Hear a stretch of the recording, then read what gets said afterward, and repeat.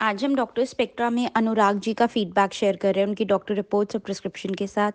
आइए सुनते हैं उन्होंने अपनी टिनाइटिस की प्रॉब्लम को कैसे ठीक किया। अनुराग जी, बहुत बहुत शुक्रिया सर फीडबैक देने के लिए। सर, आपकी एज कितनी है? मैडम मेरी अभी 47 रनिंग है। एंड आप कहाँ से बिलोंग करते हैं सर? मैं इंदौर एमपी। ओके सर, कब से आपको टिनाइटिस का प्रॉब्लम था और आपने कहाँ कहाँ दिखाया? मैडम ये कोरोना के बाद हुआ था। 2020 या 21 के आसपास कुछ प्रॉब्लम चालू हुआ था मुझे। 2020 में जब कोरोना चालू हुआ था, फर्स्ट राउंड में हो गया था मेरे को ये, during the corona time. Okay. तो जब कोरोना हुआ था तो लॉकडाउन लगा हुआ था, और उस पर्टिकुलर टाइम में मैंने किसी ऑनलाइन डॉक्टर से सलाह लेकर के कुछ दवाइयां ले ली थी उस पर्टिकुलर टाइम पे जी। तब मुझे नहीं पता था ये टिनिटस है या क्या है जी जी। तो उसके बाद जब लॉकडाउन खुला तो फिर मैं कुछ समय दूसरे डॉक्टरों को दिखाया, मैंने ऑडियो टेस्ट कराया, ये सारी चीजें की, तब मुझे जानकारी मिली। फिर टिनिटस के लिए कुछ दवाइयां वगैरह डॉक्टर ने दी थी, वो ली, लेकिन उससे कुछ रिजल्ट तो कुछ मिल नहीं रहा था। ओके। तो करीबन 1 साल के आसपास मैं ऐसे ही भटकता रहा, फिर समझ लीजिए दवाई ववाई लेता रहा। फिर बाद में ऑनलाइन जितना भी रिसर्च करने के बाद ये मैडम का और डॉक्टर सर का एक वीडियो देखा था मैंने, जो गवर्नमेंट ऑफ इंडिया को शायद उन्होंने कुछ दिया था जी। तो वो वीडियो देखने के बाद में फिर मैंने ट्रस्ट किया, और शायद फरवरी 2021 की बात होगी, मैंने लिया। फिर 22 में मेरे को 1 साल हो गया था मशीन खरीद के, और फिर पिछले 1 साल से तो फीडबैक चालू ही है। आप लोगों का फीडबैक कहने का मतलब सपोर्ट सिस्टम जो भी है काफी अच्छा है। और सबसे बड़ा प्रॉब्लम ये हो रहा था कि जो करीबन 1 साल का जो टाइम निकला था उसमें धीरे धीरे करके मेरे को हेडेक होना, चक्कर आना, और काम पे मैं कंसंट्रेट नहीं कर पा रहा था, रात को सो नहीं पा रहा था मैं सही ढंग से। सबसे बड़ा प्रॉब्लम मेरा वो था। आवाज तो खैर वो तो एक इरिटेशन ही था, और I was not used to for it. तो मैंने पहले सोचा ले लेता हूँ, फिर मैंने चालू किया आपका ये मशीन का इस्तेमाल। मशीन का इस्तेमाल करने से मुझे कुछ समय के बाद 3 से 6 महीने लगे मेरे को थोड़ा नॉर्मलाइज होने में। फिर 6 महीने के बाद में फिर धीरे धीरे मैं लेता रहा। 1 साल पूरा हो गया मेरा, लास्ट फरवरी में 1 साल हो गया था कंप्लीट। तो तब के बाद भी मैं कंटिन्यू हूँ, मतलब ऐसा नहीं है कि मैंने इसको बहुत ही क्या बोलते हैं केयरलेसली नहीं कर रहा हूँ। आज भी मैं उसको उसी तरीके से जैसा जैसा सपोर्ट मिलता है कि भाई इतने फ्रीक्वेंसी पे लीजिए, इतने बार लीजिए, मैं वैसे ले रहा हूँ।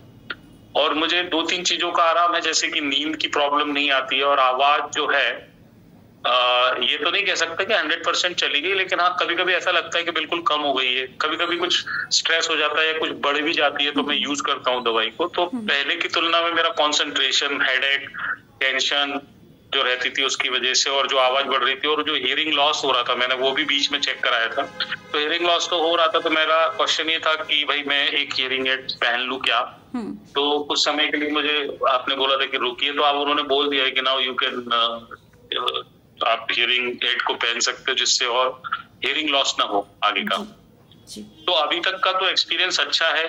आई होप सो कि जैसा कि क्लेम है कि 100% चला जाए, क्योंकि वो एक अलग ही टाइप, मतलब ये है कि भाई एक बार मैं बहरा हो जाऊं चलेगा, पर वो आवाज ना आए। ठीक है, मतलब ऐसा है कि मैं आवाज भी सही ढंग से नहीं सुन पाता हूँ, पर ये है कि वहां पे ऐसा नहीं है कि मेरे को बिल्कुल सुनाई नहीं देता, थोड़ा थोड़ा सुनाई देता है, पर यह है कि हेडेक होना, चक्कर आना, और जो साइड इफेक्ट थे उसके काफी हद तक कम हो गए मेरे को। ओके सर, अगर मैं परसेंटेज में पूछूं तो सर कितना परसेंट अभी आपको ओवरऑल बेटर लगता है? मैडम हेडेक, चक्कर आना, ये सारी चीजें जो रहती हैं वो तो मुझे लगता नहीं कि अब इतना कोई बहुत ज्यादा, मतलब 10% 20% ही रह गया। वो 80-85% तक मेरा रिमूव हो चुका है वो। और जो आवाज की मैं बात करूं तो पहले की जो तीव्रता थी, जो फ्रीक्वेंसी थी, जो उसकी आवाज थी, जो पहले 1 साल में बिना दवाई के था, वो काफी मतलब 50-60% तो मुझे रिलीफ मिलता ही है।